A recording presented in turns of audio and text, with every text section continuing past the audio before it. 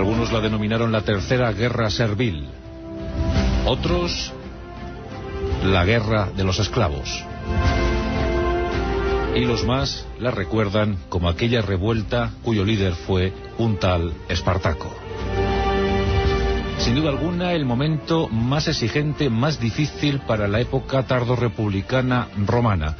Estábamos avanzando hacia las formas imperiales y Roma se debatía en múltiples conjuras, sediciones, guerras fratricidas y sobre todo revueltas de la oprimida clase servil, de los esclavos. En el tiempo de Espartaco, más de 100.000 de estos seres abrumados por el yugo de la esclavitud se sumaron a una propuesta de libertad como jamás se había vivido en aquella república de Roma que pretendía ser imperio universal. Espartaco posiblemente provenía de origen aristocrático, de la familia de los espartácidas, allá en Tracia, y seguramente luchó como fuerza auxiliar en las legiones de Roma. Era un hombre inteligente, lúcido y muy sereno, justo decían. Cuando escapó de las legiones fue sometido al rigor de los trabajos forzados y de tal guisa trabajó en la mina y posteriormente en las ludis, en las escuelas de entrenamiento donde se curtían los gladiadores para su empleo posterior en las arenas circenses. Esclavo, gladiador, nacido en 113 a.C., cuando se sublevó, cuando optó por la libertad o la muerte, tenía 40 años, año 73 a.C. Primero le acompañó una exigua fuerza de gladiadores rebeldes como él. El Vesubio fue su refugio. Desde allí rechazaron cualquier intento de capturarles de nuevo. Y lo que era una pequeña fuerza de choque con las armas de los gladiadores se fue convirtiendo poco a poco ante el clamor, ante el canto de libertad emanado desde la garganta de Espartaco en un ejército de irregulares como jamás se había visto. La campiña italiana fue campo de actuación para estos irredentos. Y los que en principio fueron decenas, poco a poco se convirtieron en miles, en decenas de miles, en 100.000 finalmente. Por más cohortes, por más legiones que enviaba la temerosa Roma, no podían sojuzgar el ánimo de aquellos valientes, de aquellos hombres entregados a la causa de la libertad. Y durante 3 años, los esclavos, los hombres de Espartaco, sembraron el pánico en las villas romanas, en las ciudades y en las mismísimas puertas de Roma.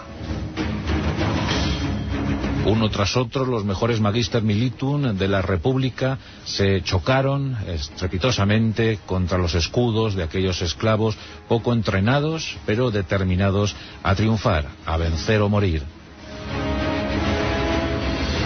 Y al fin, el hombre más importante, más influyente de Roma, Marco Licinio Craso, nacido en 115 a.C., era apenas 2 años mayor que el propio Espartaco, decidió tomar aquel asunto tan difícil con sus propias manos.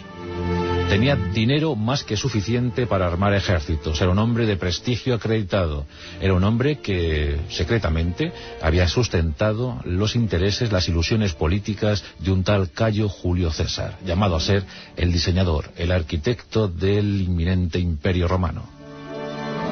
Marco Licinio Craso era un hombre muy dado también a los placeres, gustaba mucho del arte de la guerra, un hombre de mundo. Y diseñó un plan de ataque para acabar con el peligro de Espartaco y sus hombres.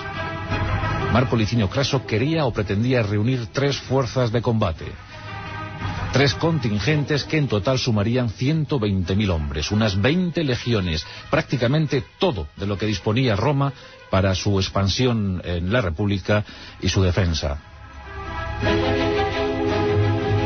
Pero no fue necesario unir las 20 legiones. La disensión cundió en las filas de los esclavos y algunos lugartenientes galos de Espartaco decidieron dejar a su jefe. Después de 3 años de guerra, 3 años de ilusión por Italia, querían escapar a Grecia, querían escapar a la Galia Trasalpina, a diferentes sitios donde dispersarse, donde fundirse con el paisaje.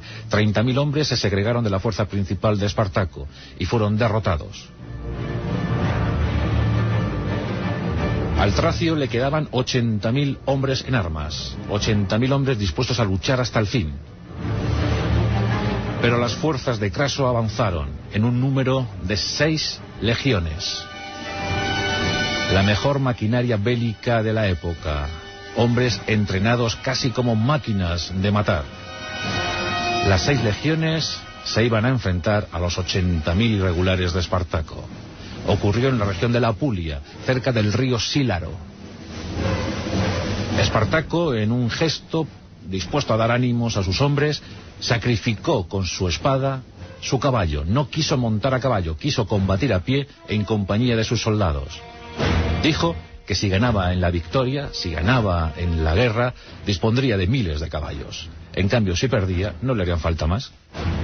Por tanto, desenvainó su espada y hombro con hombro, en compañía de sus hombres, avanzó al campo de batalla. La lucha fue feroz, pero la disciplina, el entrenamiento y los grandes militares que dirigían aquellas 6 legiones dieron buena cuenta de Espartaco y los suyos. Al final del día, de los 80.000 hombres que acompañaron a Espartaco, 60.000 yacían muertos. 6.000 fueron apresados. Y el resto escapó a duras penas, en grupos que llegaron hasta los 5.000 y que fueron siendo cazados paulatinamente en su marcha hacia el norte de Italia. El sueño había muerto, el sueño acabó. ¿Qué fue de Espartaco? Nunca lo sabremos. Se supone que murió en combate. No se encontró su cadáver. Otros aseguran que fue crucificado en el escarmiento posterior, pues Craso, Marco Licinio Craso, quiso que todo el mundo se enterase de lo que le podía ocurrir en caso de sublevarse ante el poder de Roma. Y desde Capua hasta Roma, 6.000 crucificados. Algunos sospechan que Espartaco fue crucificado entre ellos, pero como digo, nunca lo sabremos. Sí sabemos, en cambio, qué pasó con la mujer de Espartaco y con su hijo de escasos meses. Se llamaba Varinia y era bellísima. Había dado a luz hacía muy poquitas semanas al niño, el primogénito de Espartaco, y había sido capturada por Craso. Los legionarios condujeron a la mujer de Espartaco ante Craso. Y aquí tenemos uno de esos detalles que marcan la historia de las naciones. Craso, ante todo admirado por lo que había hecho aquel esclavo, aquel gladiador que había casi sometido a Roma, decidió perdonar a Varinia. Y la perdonó, no solo dejándola vivir, sino que le dio una fuerte suma de dinero. Y le buscó un lugar en el exilio, en la Galia Trasalpina. Precisamente los hombres que no habían conseguido llegar a ese lugar remoto, pues bueno, Varinia, la mujer de Espartaco, sí lo consiguió y se pudo ir con su primogénito, se pudo ir con su niño. Jamás se volvió a saber de ella. No sabemos nada sobre el linaje posterior de Espartaco. La historia dio paso a la leyenda, al mito. Y Roma subsistió. Y por supuesto, Marco Licinio Craso también. Se creó el triunvirato. Julio César se preparó para ser el hombre más influyente, más potente de Roma. Porque Marco Licinio Craso murió combatiendo en compañía de su hijo en el desastre de Carrhae, luchando contra los partos, sucumbiendo en compañía de muchas legiones. Dicen que murió tal y como hubiese deseado morir, por tanto fue feliz. Ocurrió en el año 53 a.C. Lo que vino después, ya lo sabéis, Julio César, el esplendor de un imperio.